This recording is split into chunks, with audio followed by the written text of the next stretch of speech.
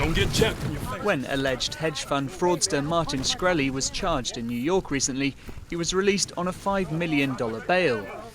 A more typical amount is a few $1,000s.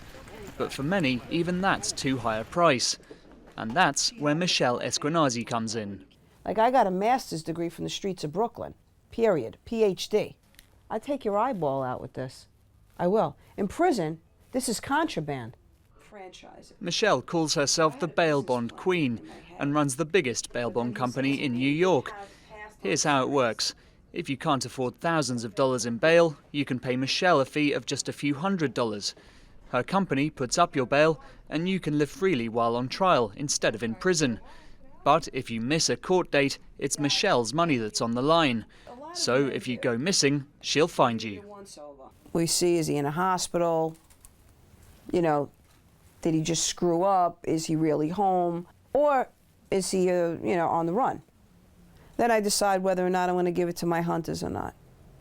These bounty hunters can bring in anyone who's broken their contract. In some ways, they have fewer legal restrictions than the police. Police, they need a warrant to get inside the house. We don't need a warrant. If you're in the house and I saw you and I got a positive ID, you in there, I'm going in. It doesn't matter if I got to go through the window, the door, whatever it takes. People pop out of everywhere, closets, attics, basements, dogs. We got to worry about family members, friends, gangs. It depends where we at.